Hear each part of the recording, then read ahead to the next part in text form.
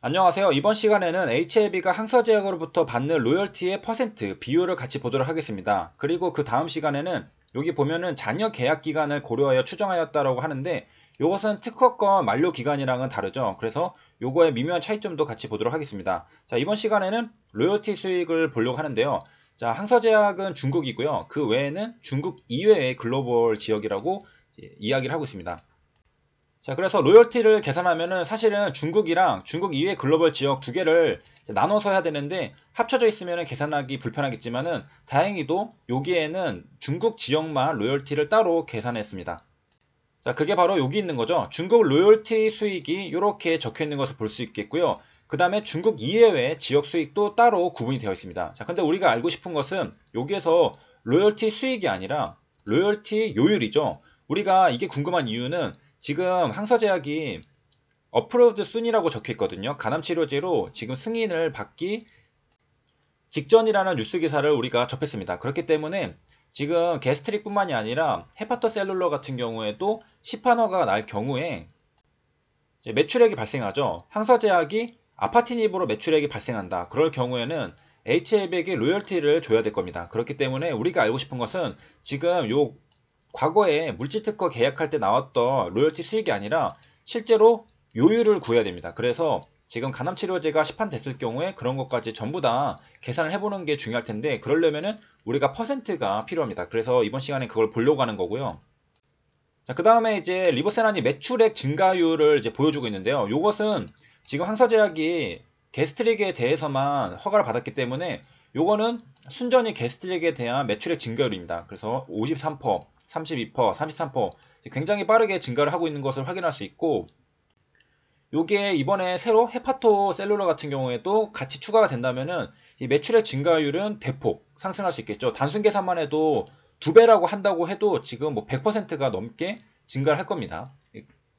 그래서 저번 시간에 뉴스 기사를 이제 중국 뉴스 기사를 살펴봤는데 자, 언더 어프로벌에 적혀 있었죠. 아직 승인은 난 거 아니지만은 이제 곧 승인이 난다라는 그런 뉴스 기사였습니다. 자, 그래서 기대를 해볼 수가 있는 것이고요. 자, 그럼 내려가서 이제 보면요. 자, 여기 부분은 1번 중국 로열티 수익입니다. 요것만 따로 나눈 거고 2번은 중국 이외의 지역 수익입니다. 그러면은 우리가 알고 싶은 것은 중국 쪽이죠. 지금 간암치료제 같은 경우는 중국에서 시판을 지금 준비 중인 거니까 우리의 가장 관심사는 이쪽입니다. 자, 여기서 보면요. 자, 로열티율이 그냥 찍혀 나왔습니다. 3.25%, 3.25%로 이렇게 나온 것을 확인할 수 있는데요. 자, 이 출처는 뭐냐? 회사 제시 자료 및 신한 회계법인 애널리시스라고 적혀 있는데요. 자, 아마도 이제 회사가 제시할 수 있는 자료는 로열티율, 뭐 매출액 정도? 이거 두 개겠죠. 그래서 이거 3.25%는 회사가 제시한 자료일 가능성이 높고요. 그 다음에 사실 로열티율을 계산했던 것은 여기는 이제 직접 퍼센트가 나오지만은 우리가 퍼센트를 모를 때도 항서제약 매출이랑 로열티 받았던 것들을 역산해가지고 계산했던 적이 있습니다.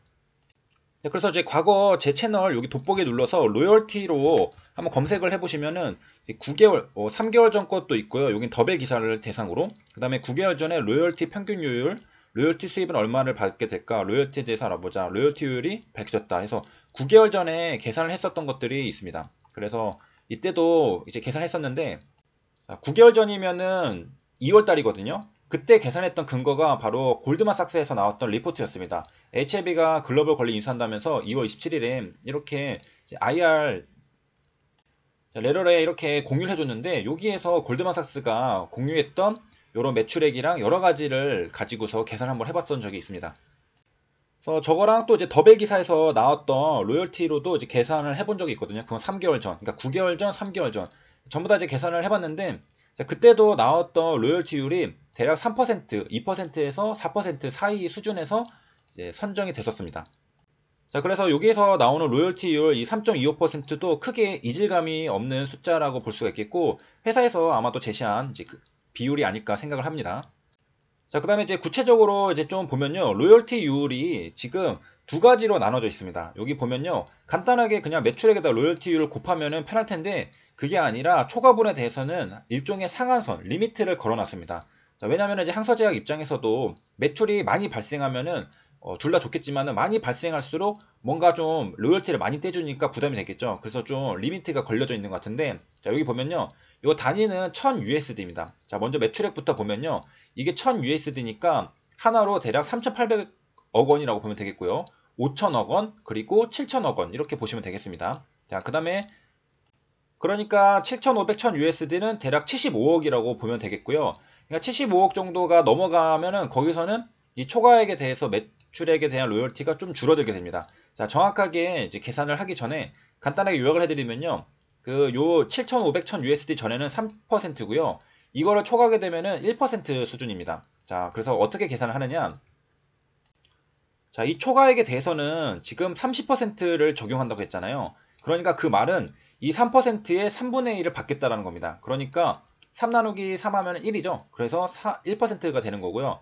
자, 그럼 계산을 어떻게 했냐? 여기 A랑 B를 곱했습니다. 거기다가 7,500이 된 것을 뺍니다. 뺀 다음에 여기다가 일단 저장을 해놓고요. 그러면은 이제 뺀 금액이 4854죠. 여기에다가 30%를 곱합니다.